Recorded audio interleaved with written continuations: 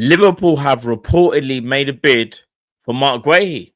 Semenyo, the rumors are hotting up. Is a January move on the cards? It looked like it could be. Not only that, Liverpool have PSV later on today. People, let's get into this. Morning meet up, we move.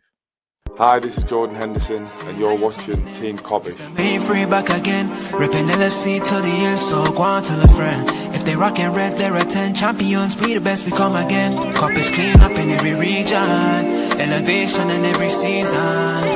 Catch up in all the fast match up in real rap, and drifty go on tell them this is that, this is that.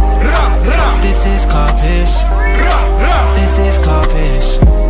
Reppin' Liverpool to the end, champions, we the best, come again. This is that, this is Kop-ish, this is Kop-ish. The main free back up in your screen, real ones know this the place to be. This is Kop-ish. Yes, people, hope everybody is blessed. Hope everyone is good. Big up to everybody in the arena. It is the morning meetup. You know what time it is, people's Team Kopish. It's your boy, Man Like Matt. Make sure you smash the like button. Make sure you subscribe. We're on the road to 40K. I believe we're on 39 and a half. So 500 more subscribers and we would have made it to 40K. Do you get what I'm saying? So big up for the people that have, subscribed. But for the ones that haven't, make sure you go and do that. Not only that, people, this video is sponsored by okjersey.com, where you can go and get your football jerseys for about £15. And make sure you go and use the code KOPISH and get 8% off. People, I'm not going to lie to you. I am tired. I've had no coffee. Hope you guys are feeling better than me, bruv. Big up everyone in the chat, though. Big up VDR, Martin, Josh RM, Demetrius, GC, ZZ. Who else is in there? Psychedelic. Big up, man. Big up you guys in the chat. Big up Martin, if I didn't say it already. Big up Simon Harrison. I thought you ate. No. I'll have coffee. Yeah. No, I need a coffee every now and again, bro. Not saying that I have a coffee every day, but I need a coffee sometimes. You get me? I need my coffee. And not only that, or a peppermint tea or something. I need some type of, them ones. I'm going to get a coffee off of this, though. Yeah, I'm going to get a coffee off of this. But big up everyone in the radio. Big up Scants in the button as well. What's going on, my broski? But yeah, people, listen. Let's get straight into this. So, just made a coffee. Big up yourself, G. I'm going to get my coffee off of this, rude boy. So, I want to start with this because this news broke last night. And that is from Indy Kyler. Now, Indy Kyler, we know he had a great summer. Everything he said practically happened. But is that run starting to wear off? We don't know. However, big up Indy once again. He's put exclusive. We understand Liverpool have submitted a bid for Marc Guehi. We understand the bid is around 25 million with add-ons. This bid has not been accepted or rejected.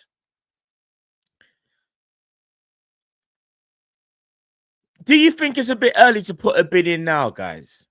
Especially as the transfer window, yes, we know it's in January. I feel like if this was true, but it could be, by the way, because this is how negotiations start. I think some people think like, man, wake up. Liverpool wake up on the 1st of Jan and just go, we're just going to throw a bid in. It takes time, these bids, innit? Even to structure bids as well, it takes a lot of planning. So there could be some reasoning to this, I don't know. But do you think 25 mil is way too much for a player that is going to be free in 6 months? I can't lie. It sounds kind of mad, 25 mil for a player that's going to be free in 6 months.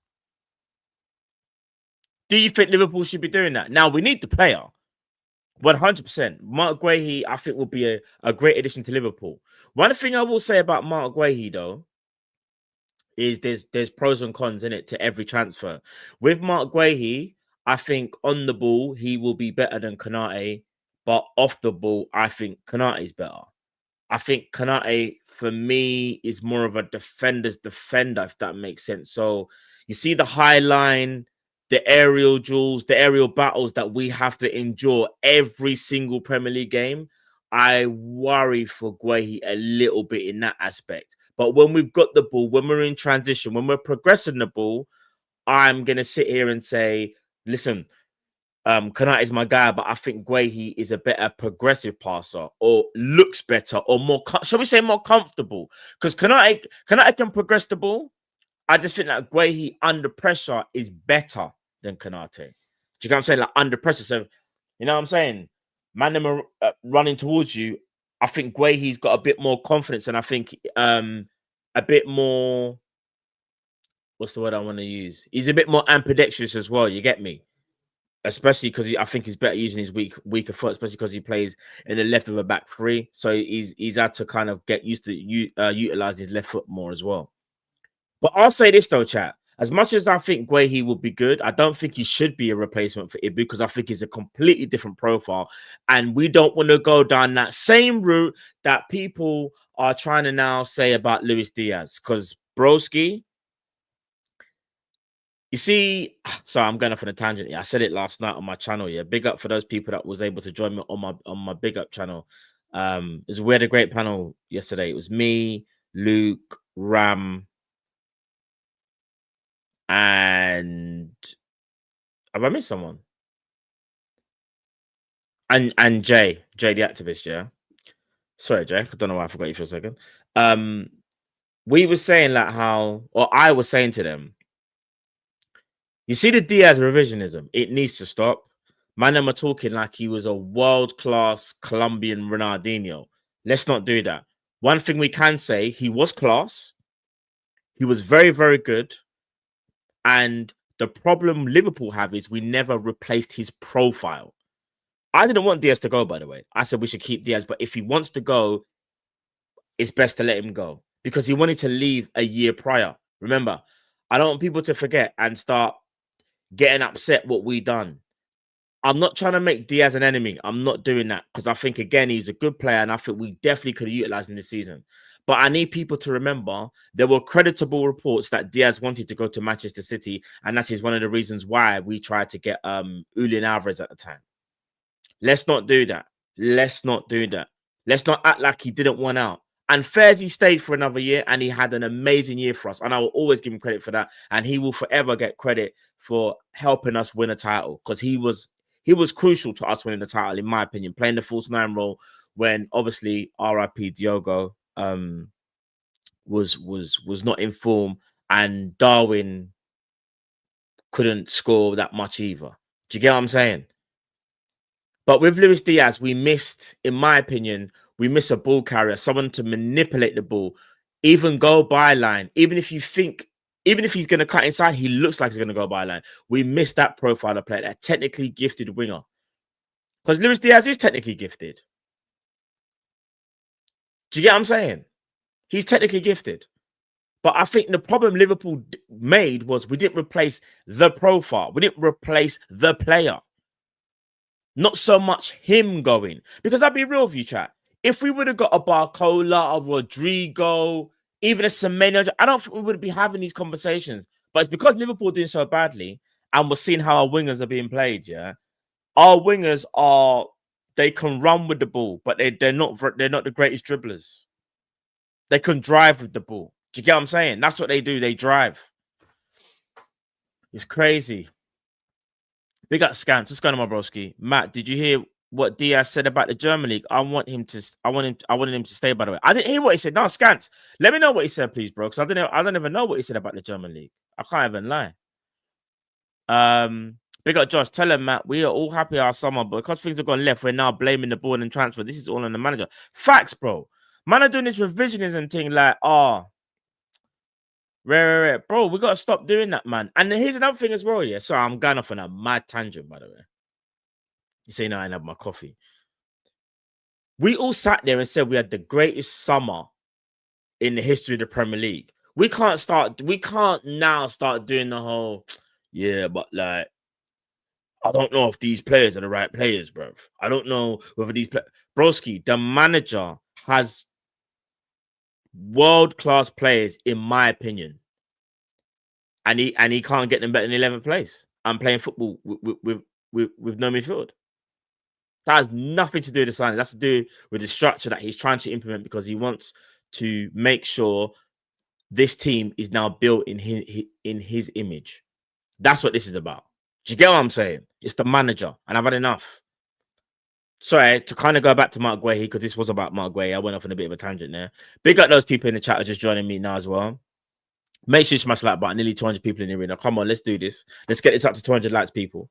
We're having a good conversation. Well, I say a good conversation. We're having a conversation about Liverpool, who do play tonight later, later tonight, by the way.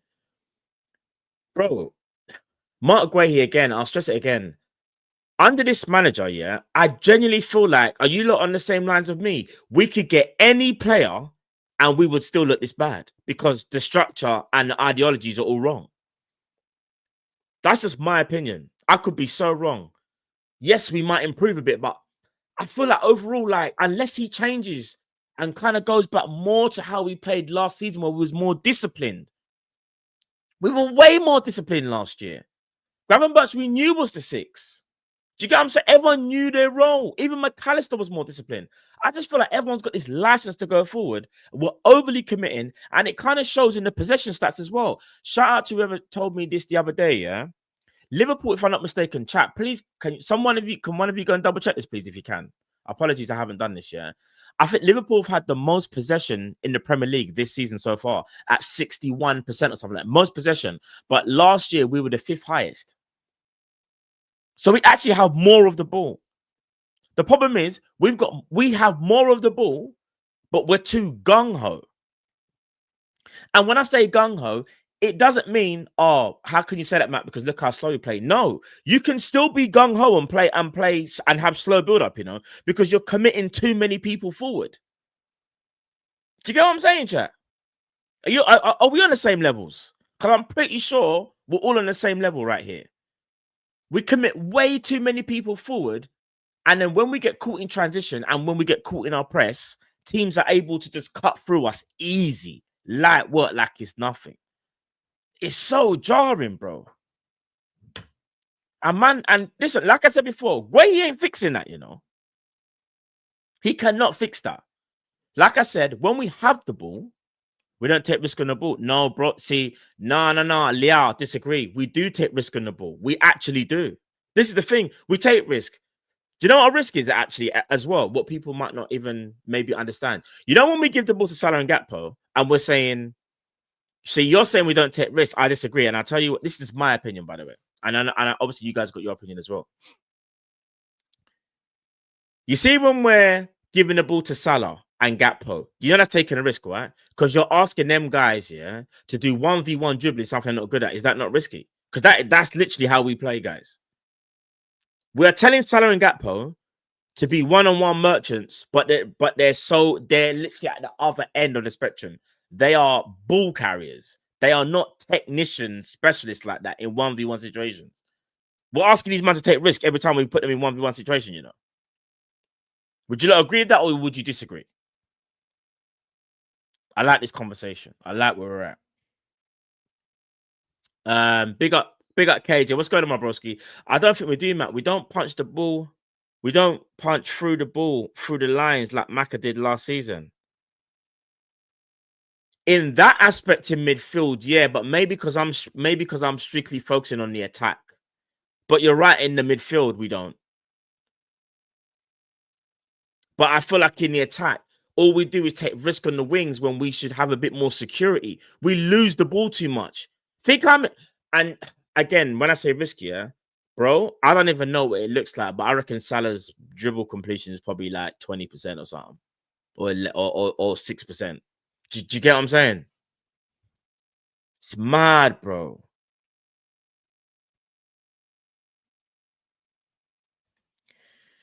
Bro, you just said the issue, man. The tactic is always to Salah and Gakpo, cut in, lose it. The only tactic we have wingers who run at their man. I'm telling you, yeah, bruv. Listen. Oh, man. Oh, man. Yeah. Big up Matthew, man. Team is a reflection of the manager, chilled and relaxed. Big up Ash. Matt, remember Curtis Jones when he played against Frankfurt? He said, I wanted to control the game more. So it's a manager system issue. Facts. Yeah.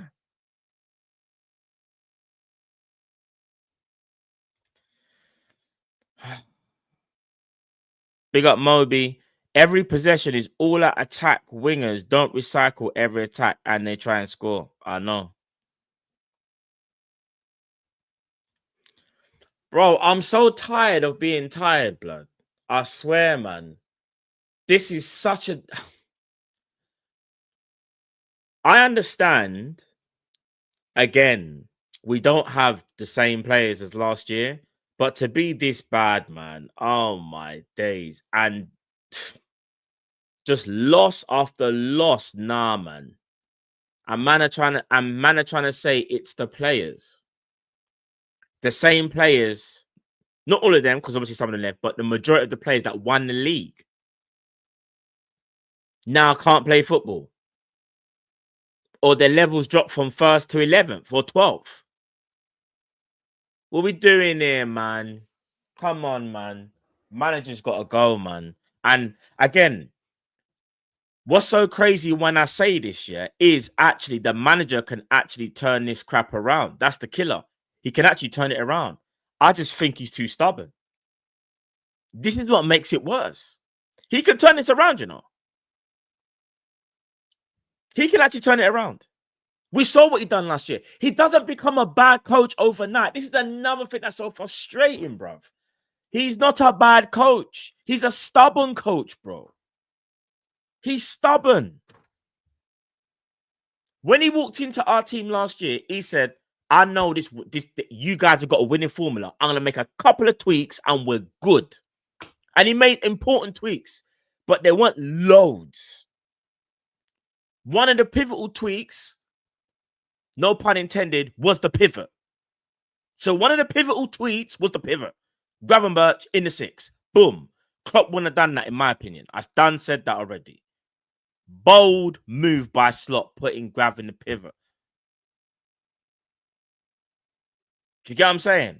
And our pressing changed from being mad aggressive to kind of like setting traps.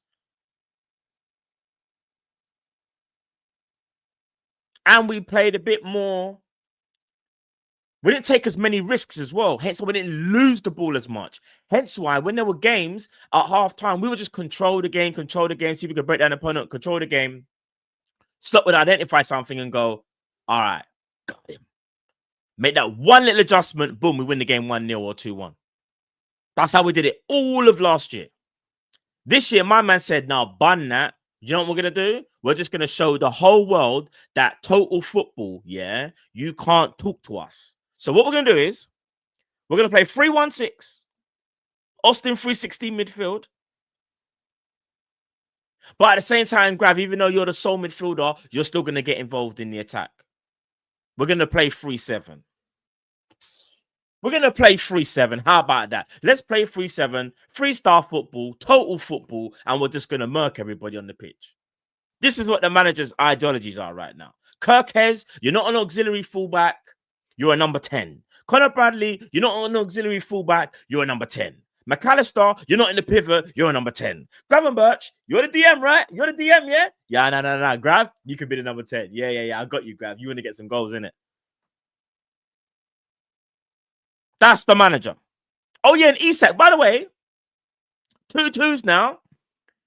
You're one of the better body strikers, but I'm going to design a game plan so you don't touch the ball, though.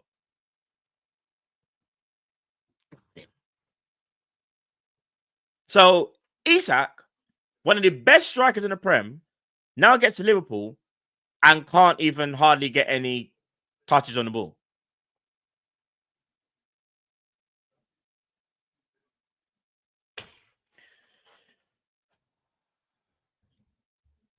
Bruv, I'm just, man. Anyway, let's move on. Let's move on to the next topic. Bro, I just can't, man. I've got Man United fans and Arsenal fans in my group chat that are willing to knock me out with every single punch. Oh my days, bro. It is dark. The only thing we have in our favor over other teams is if the manager were to stay, at least I know we have good enough players that can win games based on individual brilliance. You know, that's our only saving grace, isn't it? Yeah, that's our only saving grace, is that we actually have quality players. If our players were a bit meaty, we would be so cooked. I would already sit here and tell you we are definitely not getting top 4. Definitely. But because we have quality players, we should still be able to get top 4. And that's just down to the quality of the players, of individual brilliance. Ignoring the manager, basically. That's what we're going to have to do this season. Do you know how mad that is? Oh, my days. Anyways, let's talk about Antoine Semenyo. There was an article, I believe, from the Telegraph. I'll read a bit out. Actually, do you want me to let me share a bit of the article? Actually, hold on. Let me see if I can share the article chat. Give me 1 second. Let me see if I can share the article chat. Give me 1 sec. Right, so this is from the Telegraph. So, for Mike McGrath, he says, as you guys can't see that. Sorry, apologies. Let me try and do it. Can you see that, chat? I'll read it out anyway. I'll read it out anyway for you guys. Bournemouth are expecting official bids for Antoine Semenyo in January, as clubs including Liverpool finalise their plans for a mid-season window. Semenyo 25 has a release clause of 65 million active for a set of period of time in January, although it has not been disclosed whether the fee is paid in its entirety immediately or over instalments. However, sources at the Vitality Stadium are braced for approaches for the Ghana international when the window opens in 5 weeks' time. With his release fee relatively low for a Premier League player of his standing, the forward has admirers across Europe following the start of his season, where he scored 6 goals, including 2 at Anfield on the opening weekend of the campaign.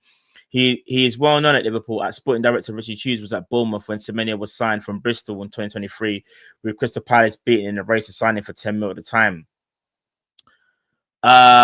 Liverpool spent more than 400 million in the summer and broke the transfer record. Yeah, to land Isak. Yeah. We know that. Yeah. But here's the killer bit though. Pep Guardiola describes Semenyo as an extraordinary player ahead of Bournemouth's visit to Manchester City. Semenyo will not go to African Cup of Nations as Ghana failed to qualify for the tournament starting next month, having his clause open for a set period in January. Would also give Bournemouth time to replace him should he depart after 2 years at the club. Telegraph Sport revealed last month that Semenyo had rejected 50 million moves to Manchester United and Spurs. Instead, agreed to sign a 5-year deal with Bournemouth, including a pay rise, but with a specific release clause. He would have not signed the contract otherwise. We did say that. Cal did say that as well. It's also understood that the release clause price will drop slightly next summer, but not below the 50 million that was rejected at the start of the last window. So Semenyo's release clause in the summer will probably drop. So yeah, just above 50, or if not 50. The release clause is here now for 65. I do believe we are definitely after Semenyo. Like, there's no debate about that. But we're not the only club. We are not the only club that's after Semenyo, innit? He is a good player. I think he's had a very good season so far. Wouldn't necessarily be my first choice, but I would be more than happy with Semenyo. My worry is, how does the manager utilize him? Like, this is my worry. And this is why when I say I'm not trying to do the Debbie Downer thing, I'm just being honest with how things are. Because I could sit here and just go mad and start, but I'm just being realistic. As things currently constructed, Semenyo would help. But I feel like for him to really help us, the manager would have to change some of his ideologies to get the best out of him. But I understand it because a lot of you guys aren't happy with Cody Gakpo, right? So I hear it still. We got John. He said, not going to lie, Matt, the deal with Semenyo is done. Man are saying Gakpo and Semenyo are similar. You think they're similar? We got Josh. Play the left wing to cut in and then clog up the midfield. Brother, no, man. We need a winger, either good in time. Bro, this is what I know people won't like what I'm gonna say. And I understand why, because you don't like the player because he's a bit of he decided to stay at Real Madrid. I don't understand, but I do feel like we need a winger who's good in tight areas as well. We do. And in a weird way, Semenyo is not that guy. Like, you know who I'm going to say, and I know people won't like it, and I know it's an unpopular opinion, but Rodrigo is the stylistically player that I would rather go for, because Rodrigo may not be as explosive as Semenyo, but I think he's a better technician. I think he's a better facilitator. I think Semenyo is just more of an athlete. He's an athlete, innit? He's more of an athlete than Rodrigo. But Rodrigo is that technically. Rodrigo is in the same profile as Diaz. This is what I was talking about earlier. If we're gonna do who Semenyo's closer to, the more I think about it now, Semenyo is closer to Gakpo than he is Rodrigo.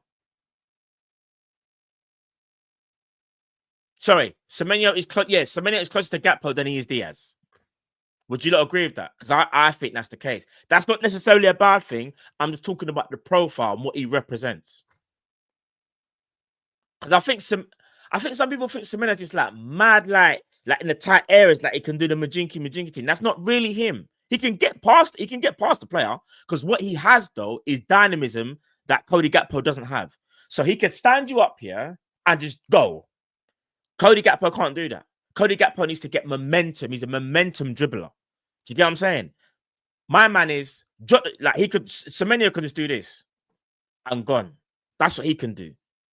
Whereas you could press people like Rodrigo, and them man there can get out of a phone box. Do you get what I'm saying? Yeah, it's mad. It's mad. But you're right, though. You're right. This is true, though, Luca, as well. This is true.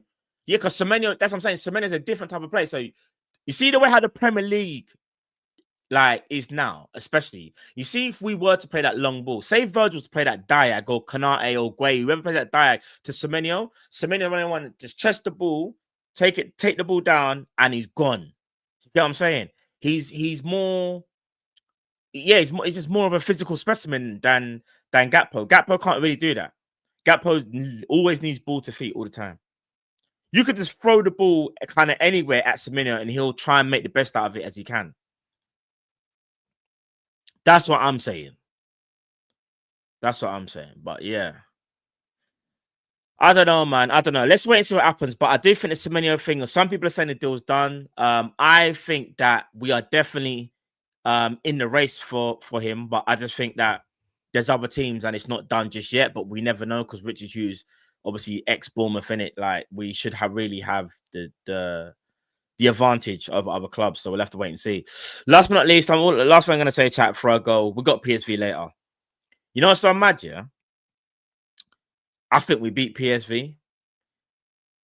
And obviously a win's a win. I just know that the bigger test is West Ham.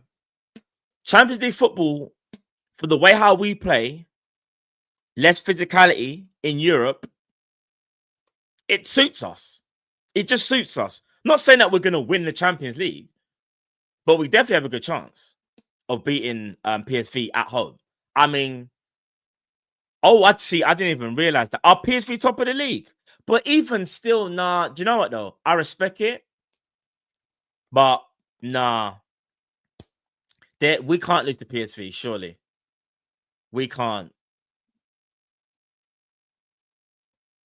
We can't, man. And big ups for the people. I didn't even realize that they were top of the league. That's bad. That's bad researching from me.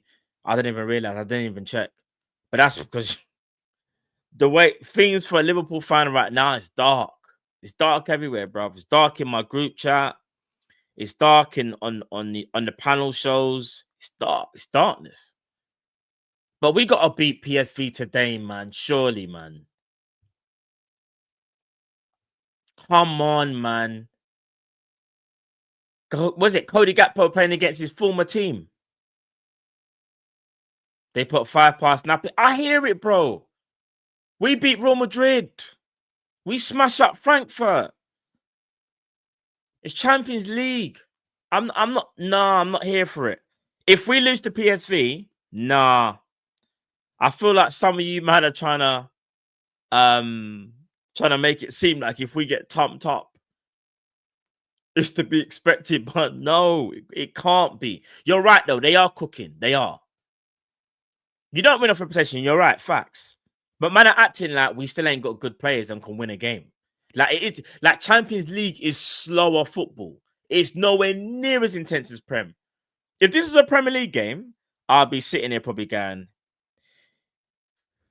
you know what I mean? Haven't lost in 11 games, I believe. All right, I'm gonna be real. Everything I just said, yeah, we might be in problems still. But I still think we beat PSV though. I know, but did Bakayoko leave? And he gone has he gone Leipzig? Because that's the one player I remember from last year when he absolutely cooked us, bro. But we had a weakened team, innit? We had a weakened team still. Bakayoko, did he go Leipzig or something? I'm trying to remember. I swear he left. I could be wrong though. Or maybe still at PSV. If he's still at PSV, I can't lie. It's a problem still.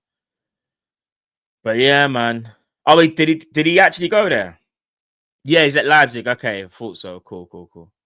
I thought so. But yeah, they cooked us. I can't lie. Yeah, he was going mad. Listen, chat, man. It's darkness. It's yeah, man. We just got to win tonight, man. I can't lie. Also, guys, before I go, actually, let me show you guys. Have you guys all entered the game on our Big Up channel? The competition. Where is it? It's free, by the way. You win some big bucks. It's free entry. Just a little bit of fun. To have sort of like before the game. I'm gonna show you guys right now, so you guys can get involved.